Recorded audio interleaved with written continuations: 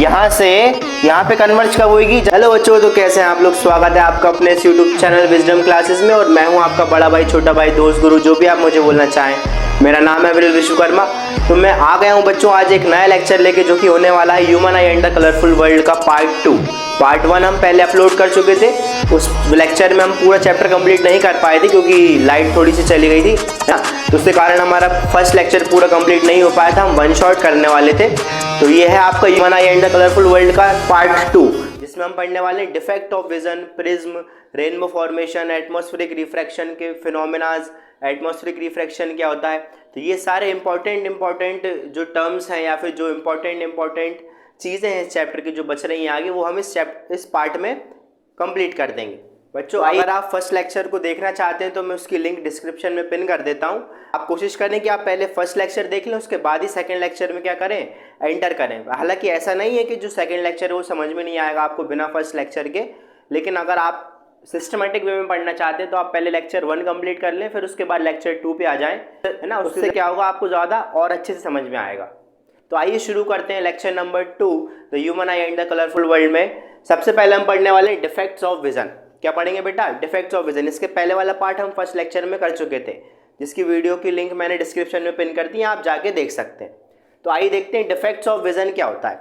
अच्छा, मैंने last lecture में आपको ये पढ़ा दिया था कि हमको कोई भी ऑब्जेक्ट दिखाई कैसे देता है ना। कि अगर मुझे आप दिखाई दे रहे हो, आपको मैं भी दिखाई दे रहा हूँ, मुझे सामने रखा हुआ कैमरा दिखाई दे रहा है ना, तो मुझे ये दिखाई दे कैसे रहा है, इसके पीछे इसकी फंक्शनिंग क्या थी, ये मैंने आपको लास्ट लेक्चर में बता दिया था। तो हमने क्या पढ़ा था कि जो इमेज है वो रेटिना पे बनना चाहिए, कॉर्निया से होती हुई, पीपल से होती हुई, लेंस से टकरा के इमेज कहाँ बननी चाहिए, रेटिना पे बनना चाहिए, तभी वो इमेज हमको क्या करेगी, दिखाई देगी। अच्छा, अब अगर ऐसा हो जाए कि रेटिना पे इमेज ना बने, रेटिना पे इमेज ना बने मतलब या तो रेटिना के आगे इमेज बन जाए या तो रेटिना के पीछे इमेज बन जाए, तो ये क्या हो गया, जो नॉर्मल फंक्शनिंग थी आई की, उससे क्या हो गया, अलग काम हो गया। तो इन्हीं चीज़ों को क्या बोलते हैं हम, डिफेक्ट्स ऑफ विजन बोलते हैं। ये जो फंक्शनिंग है, प्रॉपर फंक्शनिंग, अगर ये खराब हो जाती है ना, तो ये 3 टाइप की डिसीज कॉज करती हैं। एक होती है आपका मायोपिया, सेकंड होती है आपकी हाइपरमेट्रोपिया, और थर्ड होती है आपकी क्या, प्रिस्बायोपिया, है ना। आपने सुना होगा किसी को पास का नहीं दिखता, है ना। कोई अंकल होते हैं या फिर कोई आजकल तो बच्चों को भी बहुत ज़्यादा होने लगे बेटा, दिखाई नहीं देता, ज़्यादा फ़ोन का यूज़ करते हैं ना, यूवी रेडिएशन। तो यूवी रेडिएशन से करती है आपकी आई की फंक्शनिंग को ख़राब कर देती है ना। तो आपने सुना होगा कि किसी को पास का नहीं दिख रहा, किसी को दूर का नहीं दिख रहा, और किसी को ना ज़्यादा दूर का दिखता है ना ज़्यादा पास का दिखता है, एक मिड रेंज तक ही क्या होता है उसको दिखाई देता है ना। तो ये तीनों डिफेक्ट वही वाले डिफेक्ट हैं। मायोपिया में क्या होता है, मायोपिया को हम नियर साइटेडनेस भी पढ़ते हैं। अपन एक बार एक ओवरव्यू देख लेते हैं, उसके बाद अपन डिटेल में तो पढ़ेंगे फिर इसको, है ना। तो देखिए, मायोपिया को हम क्या बोलते हैं, नियर साइटेडनेस बोलते हैं। नियर साइटेडनेस मतलब, नियर मतलब होता है पास में, और साइटेडनेस मतलब दिखना। तो मायोपिया में क्या होता है, पास का दिखता है, नियर साइटेडनेस। अब पास का दिख रहा है तो दूर का नहीं दिखेगा, है ना। तो मतलब मायोपिया एक ऐसा डिफेक्ट है, मायोपिया एक ऐसा डिफेक्ट है जिसमें हमको क्या होता है, पास के ऑब्जेक्ट तो दिख जाते हैं लेकिन दूर के ऑब्जेक्ट दिखाई अच्छे से नहीं देते। सेकंड है आपकी हाइपरमेट्रोपिया। हाइपरमेट्रोपिया को हम क्या बोलते हैं, फार साइटेडनेस बोलते हैं। क्या बोलते हैं, फार साइटेडनेस। फार मतलब होता है दूर का, और साइटेडनेस मतलब होता है दिखाई देना। तो हाइपरमेट्रोपिया में क्या होता है, फार साइटेडनेस है, मतलब इसमें क्या होगा, दूर का तो दिखाई देगा। अब दूर का दिखाई दे रहा है तो क्या नहीं दिखाई देगा, पास का दिखाई नहीं देगा, है ना। तो इस टाइप के डिफेक्ट को, जिसमें क्या होता है, दूर का दिखाई देता है इजीली लेकिन पास का दिखाई नहीं देता अच्छे से, उसको क्या बोलते हैं हम, उसको हम बोलते हैं हाइपरमेट्रोपिया, है ना। अब थर्ड डिफेक्ट है आपका प्रिस्बायोपिया। प्रिस्बायोपिया में क्या होता है, मायोपिया और हाइपरमेट्रोपिया दोनों कंबाइन हो जाते हैं, है ना। और क्या होता है, देखो मायोपिया में तो क्या हो रहा था, फार साइड नियर साइटेडनेस थी, मतलब पास का दिख रहा था, दूर का नहीं दिखेगा। और हाइपरमेट्रोपिया में क्या था, फार साइटेडनेस थी, मतलब दूर का तो दिखाई देगा लेकिन पास का दिखाई नहीं देगा। प्रिस्बायोपिया में क्या होता है, ना ही बहुत ज़्यादा दूर का दिखाई देता है और ना ही बहुत ज़्यादा पास का दिखाई देता है। इसमें क्या होता है, ये कॉम्बिनेशन हो गया दोनों डिसीजेस का, मतलब ना इसमें बहुत ज़्यादा पास का दिखाई देगा और ना ही बहुत ज़्यादा दूर का दिखाई देगा। तो क्या दिखाई देगा, जब पास का भी नहीं दिख रहा, दूर का भी नहीं दिख रहा, तो इसमें क्या होता है, एक रेंज बन जाती है कि ना ज़्यादा दूर की रेंज आप देख पाओगे, ना ज़्यादा पास की रेंज देख पाओगे, है ना। तो इस टाइप के डिफेक्ट को क्या बोलते हैं हम, प्रिस्बायोपिया बोलते हैं।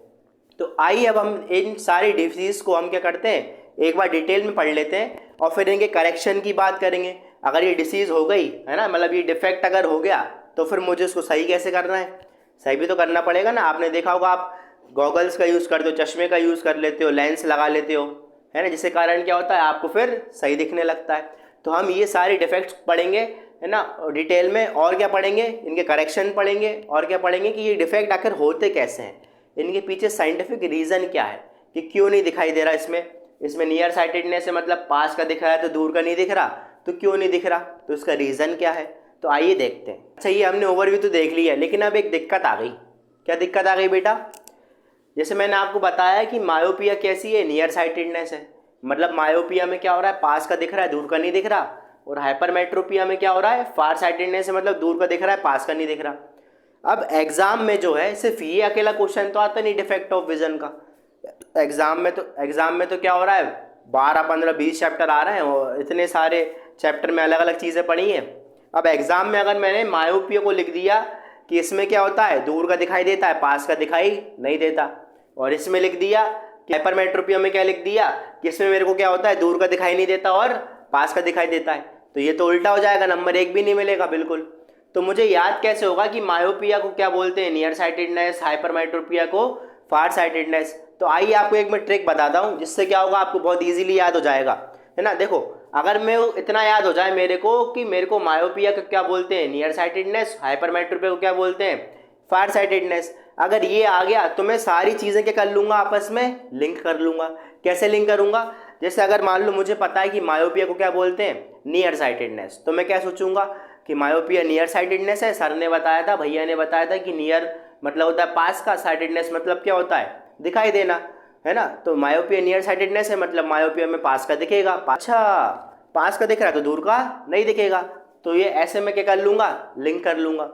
लेकिन ये कैसे याद करूँ कि मायोपिया क्या होता है, नियर साइटेडनेस होता है। तो आइए उसके लिए मैं आपको ट्रिक बताता हूँ कैसे याद रखेंगे। देखो, मायोपिया कहाँ से शुरू होता है, एम से, है ना। अब एम, मायोपिया कहाँ से शुरू हो रहा है, एम से। अब अल्फ़ाबेटिकल ऑर्डर में जाओ, मतलब ABCD में जाओ, एम के बाद क्या आता है, एम के बाद जस्ट क्या होता है, एल, एम के बाद एन आता है ना। तो एम के बाद क्या आता है, एन, तो एम से याद रख लो कि मायोपिया, और एन से याद रख लो क्या, कि नियर साइटेडनेस। आया समझ में?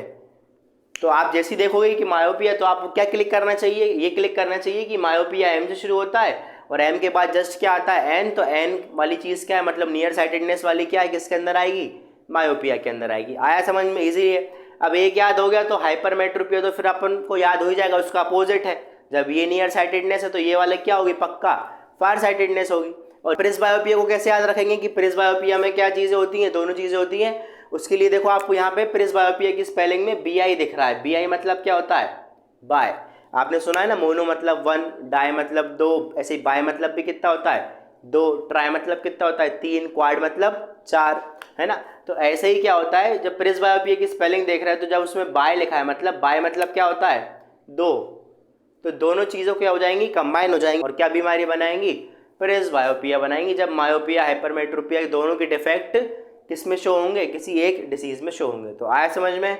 तो ये आपको मैंने ट्रिक बता दी। अब आइए इन सब को हम डिटेल में पढ़ते हैं कि आइए बच्चों, हम पढ़ते हैं मायोपिया, जो डिफेक्ट था मायोपिया, उसको हम थोड़ा और डिटेल में देखते हैं कि आखिर ये डिफेक्ट कैसे होता है और क्यों होता है। तो देखिए क्या लिखा है मायोपिया में। सबसे पहले, a person with myopia can see near by object clearly but has difficulty in seeing distant object. आपको मैंने पहले बता दिया कि मायोपिया को नियर साइटेडनेस बोलते हैं। नियर मतलब होता है पास, साइटेडनेस मतलब होता है दिखाई देना। तो मायोपिया में पास का दिखाई देता है लेकिन दूर का दिखाई नहीं देता। तो यही हमने थोड़ा क्या लिख दिया, इंग्लिश में लिख दिया, क्योंकि एग्जाम में तो क्या लिखना पड़ेगा आपको, लैंग्वेज में लिखना पड़ेगा, तभी नंबर मिलेंगे। तो क्या लिखा, a person with myopia can see near by object. ऐसा पर्सन जो मायोपिया से ग्रस्त है, यानी मायोपिया जिसको हो चुका है, उसको क्या होगा, नियर बाय ऑब्जेक्ट तो क्लियरली दिखाई देंगे, मतलब पास के object, but has difficulty in seeing distant object. Distant object मतलब दूर के ऑब्जेक्ट, लेकिन उसको डिफिकल्टी होगी क्या देखने में, डिस्टेंट ऑब्जेक्ट को देखने में। अब देखिए क्या लिखा है next, in this defect image is formed in front of retina. अच्छा, दूर का इसमें दिखाई नहीं दे रहा, तो क्यों दिखाई नहीं दे रहा दूर वाला, ऐसा क्या हो गया भाई। आपको मैंने फर्स्ट लेक्चर में बताया था कि दिखाई कब देता है, कि जब दोनों लाइट जो ऑब्जेक्ट से आ रही हैं, वैसे तो बहुत सारी लाइट आ रही होंगी, है ना, तो जब दो कोई भी रे जो ऑब्जेक्ट से निकल रही हैं वो कहाँ पे मीट करें, रेटिना पे मीट करें, दोनों इंटरसेक्ट कहाँ पर हो, रेटिना पे इंटरसेक्ट हो, तो ही क्या बनती है, आपको इमेज बनती है। आपको बताया था मैंने, है ना। अगर आपको ये नहीं पता है कि ये फंक्शनिंग में आपको कैसे बता रहा हूँ, तो आप फर्स्ट लेक्चर देखे जाके, है ना, क्योंकि बिना उसके समझ में नहीं आएगा, है ना। तो नॉर्मल आई की फंक्शनिंग क्या होती है, जैसे यहाँ पे मैंने लिखा है नॉर्मल आई की फंक्शनिंग, कि जो लाइन आती है ऑब्जेक्ट से दोनों पैरेलल आती हैं, लेंस से टकरा के, ये सिलरी मसल से, ये लेंस है ना। पूरी आई नहीं बनाई अपन ने, बोर्ड जगह नहीं है ऑब्वियसली बोर्ड पे, है ना। तो लेंस से टकरा के क्या होती है, ये रेटिना है, पीछे जो स्क्रीन दिख रही है क्या है, रेटिना। तो रेटिना पे इमेज बनती है, नॉर्मल फंक्शनिंग है। लेकिन मायोपिक आई में क्या होता है, जो मायोपिया की आई होती है उसमें क्या होता है, देखो ये ऑब्जेक्ट से दो पैरेलल लाइन आ रही है, लेकिन हो क्या रहा है, लेंस से टकराने के बाद ये दोनों क्या हो जा रही हैं, पहले ही कन्वर्ज कर जा रही हैं, यहाँ पे इंटरसेक्ट हो रही हैं, है ना। तो इसके कारण क्या हो रहा है, ये इमेज कहाँ बन रही है, यहाँ पे बन रही है, और रेटिना पे इमेज नहीं बन रही। तो जब तक रेटिना पे इमेज नहीं बनेगी, मतलब ये दोनों रेटिना पे इंटरसेक्ट नहीं करेंगी, जब तक ये डिसीज सही नहीं होगी और हमको दूर के ऑब्जेक्ट दिखाई नहीं देंगे। सेकेंड पॉइंट मैंने ये लिखा है कि इन दिस डिफेक्ट, इस डिफेक्ट में क्या होता है, image is formed in front of retina. Image कहाँ बन रही है, रेटिना के फ्रंट में, यानी रेटिना के सामने बन रही है। इसलिए इसको क्या बोलते हैं, ये जो लाइन लिखी ना मैंने, in this defect image is formed in front of retina, retina के सामने क्या हो जाइए, इमेज बन रही, क्योंकि ये दोनों लाइन क्या कर रही है, ये रेटिना के सामने क्या कर जा रही है, इंटरसेक्ट कर जा रही है ना। अच्छा, अब इसका रीजन क्या है कि ये दोनों लाइन पहले इंटरसेक्ट क्यों कर रही हैं, ऐसा क्यों हो पा रहा है ना। ऐसा कैसे हो जा रहा है कि दोनों लाइन क्या कर रही है, रेटिना पे इंटरसेक्ट ना करके कहाँ इंटरसेक्ट कर रही है, रेटिना के सामने। तो आइए देखते हैं कि कॉज ऑफ मायोपिया क्या होता है। तो बच्चों कॉज क्या होते हैं मायोपिया के, आइए देखते हैं। पहला कॉज लिखा है excessive curvature of eye lens, मतलब जो आई लेंस होता है उसका कर्वेचर होता है। कर्वेचर मतलब क्या होता है, मोटाई, है ना। तो पहले मान लो नॉर्मल आई लेंस कैसा होता है, अगर इस शेप का होता है, तो मायोपिया के केस में क्या होता है, एक रीजन ये हो सकता है कि एक्सेसिव कर्वेचर हो जाए, किसका, आई लेंस का। तो आई लेंस क्या हो जाए, मोटा हो जाए। अच्छा, आपको मैंने लाइट वाले चैप्टर में पढ़ाया था, अगर कर्वेचर ऑफ द लेंस बढ़ता है, कर्वेचर ऑफ लेंस बढ़ता है, तो फोकल लेंथ क्या होती है, डिक्रीज होती है। फोकल लेंथ समझ में आता है ना, फोकल लेंथ। अगर आपको नहीं तो आप लाइट वाला चैप्टर पढ़ें एक बार जाके। तो अगर एक्सेसिव कर्वेचर बढ़ जाएगा लेंस का, यानी कर्वेचर ऑफ लेंस बढ़ रहा है अगर, यानी अगर उसकी मोटाई इससे से कैसी हो गई, ऐसी हो गई, तो उसकी फोकल लेंथ क्या हो जाएगी, डिक्रीज हो जाएगी। और फोकल लेंथ के गिरने के कारण ही क्या हो रहा था कि वो जो बीम ऑफ लाइट थी, जो बीम ऑफ लाइट आ रही थी, वो दोनों कहाँ हो रही थी, पहले कन्वर्ज हो जा रही थी as compare to the retina. ये तो फर्स्ट रीजन हो गया। सेकेंड रीजन देखिए क्या होता है, elongation of the eye ball. Eye ball का एलोंगेशन हो जाना, आई बॉल का एलोंगेशन हो जाना मतलब, डायग्राम से दिखाता हूँ कि एलोंगेशन ऑफ आई बॉल का मतलब क्या है। एलोंगेशन ऑफ आई बॉल में आप देख रहे हैं कि जो रेटिना और लेंस के बीच की जो डिस्टेंस है वो क्या हो जा रही है, बढ़ जा रही है। अगर रेटिना और इसके बीच की डिस्टेंस क्या हो जाएगी, बढ़ जाएगी, तो हम क्या बोलेंगे कि elongation of the eye ball हो गया, है ना। तो और एलोंगेशन अगर हो जाएगा तो क्या हो जाएगा, हमारे पास मायोपिया डिसीज कॉज हो जाएगी। आया समझ में बच्चों। आइए अब देखते हैं हम कि करेक्शन ऑफ आई कैसे होता है। अगर जो मुझे मायोपिया डिसीज हो गई है, फिर मैं मायोपिया डिफेक्ट से क्या कर रहा हूँ, सफ़र कर रहा हूँ, तो मेरी आंखें सही कैसे होंगी, है ना। तो आइए देखते हैं कि करेक्शन क्या होता है। मायोपिया में हम करेक्शन करते हैं बाय यूजिंग कॉनकेव लेंस। काय का यूज़ करते हैं हम, कॉनकेव लेंस का यूज़ करते हैं ना। अब अपन को पता है कि जो कॉनकेव लेंस होता है वो कैसा होता है, डाइवर्जिंग लेंस होता है। डाइवर्जिंग लेंस मतलब ये रे ऑफ लाइट जो आ रही होती है उसको क्या कर देता है, थोड़े सा दूर भेज देता है, क्या कर देता है, डाइवर्ज कर देता है ना। और कॉन्वेक्स लेंस को क्या बोलते हैं हम, उसको कन्वर्जिंग बोलते हैं। अगर ये आपको पढ़ना है तो आपको लाइट चैप्टर पढ़ना होगा। लाइट चैप्टर में हमने क्या पढ़ाया, आपको लेंस वाला पार्ट पढ़ाया है, वहाँ पे हमने आपको बताया है जो कॉन्वेक्स लेंस होता है वो कैसा होता है, कन्वर्जिंग होता है, और कॉनकेव लेंस जो होता है वो कैसा होता है, डाइवर्जिंग लेंस होता है। अब क्योंकि अपन को पता है कि कॉनकेव लेंस क्या है, डाइवर्जिंग। अच्छा, मायोपिया हो क्यों रहा था, आप ये बताएं पहले। मायोपिया क्यों हो रहा था, क्योंकि जो दोनों बीम ऑफ रे थी जो ऑब्जेक्ट से लेके आ रही थी, जो लाइट ऑब्जेक्ट की लाइट थी वो कहाँ कन्वर्ज कर रही थी, रेटिना के पहले कन्वर्ज कर रही थी। ठीक है, अब मुझे क्या करना है, मुझे ये रे को क्या करना है, यहाँ रेटिना पे कन्वर्ज कराना। अगर ये रेटिना पे कन्वर्ज हो जाएगी मतलब आपकी इमेज क्या बन जाएगी, सही बन जाएगी। अगर ये बीम ऑफ लाइट को मैं क्या कर दूं, अगर रेटिना पे कन्वर्ज करा दूं तो ये करेक्ट हो जाएगा अपने जो डिफेक्ट है, जो मायोपिया डिफेक्ट है ना, क्योंकि वो नॉर्मल आई के फंक्शनिंग हो जाएगा। तो इसको मैं रेटिना पे जो दोनों बीम ऑफ रे आ रही है इसको रेटिना पे कब मिलाऊंगा, जब ये थोड़ी सी क्या हो जाए और आगे बढ़ जाए, यहाँ पे कन्वर्ज ना करें, थोड़ी सी आगे जाके कन्वर्ज करें। दोनों आगे जाके कन्वर्ज कब करेंगी, जब ये जो बीम ऑफ लाइट आ रही है, जो रे ऑफ लाइट आ रही है ऑब्जेक्ट से, वो क्या हो जाए, थोड़ी सी और डाइवर्ज होके जाए। जब डाइवर्ज होके जाएगी मतलब थोड़ी और दूर से जाएगी, तो यहाँ पे क्या करेगी, यहाँ पे लेंस से टकराने के बाद क्या हो जाएगी, वो रेटिना पे इमेज बना लेगी। इसलिए हमने यहाँ पे क्या करा है, डाइवर्जिंग लेंस का यूज़ करा है। तो जब हम डाइवर्जिंग लेंस का यूज़ करते हैं तो आप डायग्राम में देख पा रहे होंगे कि यहाँ पे लेंस पे पड़ने के बाद जो रे हुई है वो क्या हो गई, ये थोड़ी सी और डाइवर्ज हो गई है। फिर कन्वर्जिंग लेंस के पास पड़ने के बाद क्या हो गई, वो और कन्वर्ज हो गई और रेटिना पे इमेज बना ली, जिससे क्या हो गई, हमारा डिफेक्ट सही हो गया। तो आपको करेक्शन समझ में आया है, मायोपिया का करेक्शन कैसे करना है। आप याद रखिए, मायोपिया में करेक्शन कैसे करेंगे, हम डाइवर्जिंग लेंस का यूज करके करेंगे। और जो डाइवर्जिंग लेंस होता है वो कौन सा होता है, कॉनकेव लेंस होता है।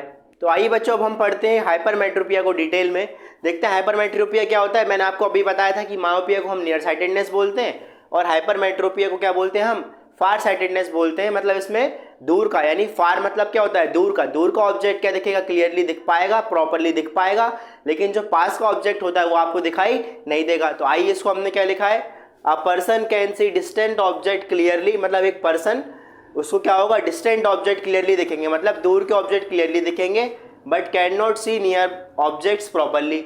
लेकिन जो नियर ऑब्जेक्ट होंगे, मतलब जो पास के ऑब्जेक्ट होंगे, वो क्लियरली नहीं दिखाई देंगे। बिल्कुल सही बात है। अब इसका कॉज देखिए, कॉज ये क्यों होता है, ये होता है इसकी क्योंकि focal length of the lens increases too much. जो लेंस दिया ना, लेंस, अब लेंस की तो फोकल लेंथ होती है, हमने आपको लाइट चैप्टर में बताया था, है ना। अब ये लेंस की तो फोकल लेंथ होती है, वो नॉर्मल फोकल लेंथ अगर मान लो f होती है ना, तो यहाँ पे क्या होती है, उसकी फोकल लेंथ ज़्यादा बढ़ जाती है, ज़्यादा बढ़ जाती है फोकल लेंथ। इसका मतलब क्या हो जाता है कि वो ज़्यादा फोकल लेंथ बढ़ जा रही है अगर, तो क्या हो रहा है, वो पीछे कन्वर्ज कर रहा है रेटिना के बीम ऑफ लाइट को, जिसके कारण क्या हो रहा है, आपको इमेज दिखाई नहीं दे पा रही। दूसरा रीज़न क्या होता है इसका, eyeball is too short. Eyeball is too short मतलब आपको मैंने लास्ट लेक्चर में बताया था, जब मैंने आपको आई बॉल के बारे में पढ़ाया था, कि आई बॉल होता क्या है, जो भी लेंस और रेटिना के बीच की डिस्टेंस होती है उसको पूरे को क्या बोलते हैं, हम आई बॉल बोलते हैं, है ना।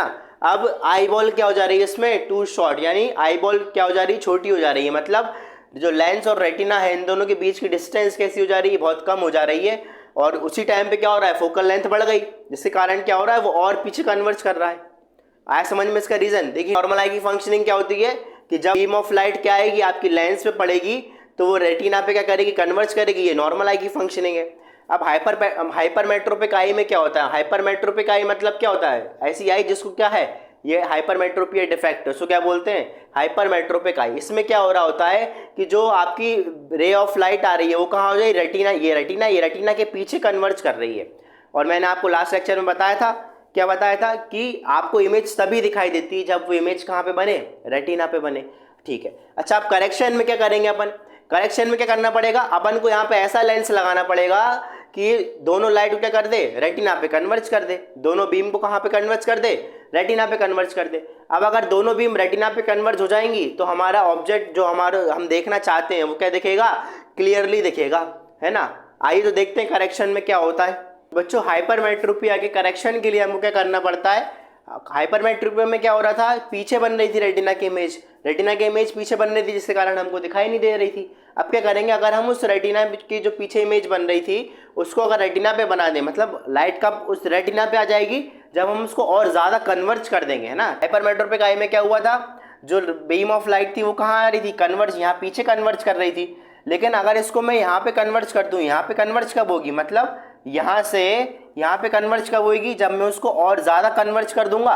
इसलिए हम क्या यूज़ करेंगे, यहाँ पे कन्वर्जिंग लेंस का यूज़ करेंगे। और कन्वर्जिंग लेंस कौन सा लेंस होता है, कॉन्वेक्स लेंस होता है, जिसके कारण क्या हो जाएगी, आपकी हाइपरमेट्रोपिया जो डिफेक्ट था आपका वो क्या हो जाएगा, करेक्ट हो जाएगा। और इस लेंस का यूज़ करने के कारण क्या होगा, आपकी इमेज कहाँ बनने लगेगी, रेटिना पे बनने लगेगी। और रेटिना पे इमेज बनेगी तो रेटिना पे तो फिर सेंसरी सेल्स पाए जाते हैं, यानी कॉन सेल, रॉड सेल दोनों पाए जाते हैं।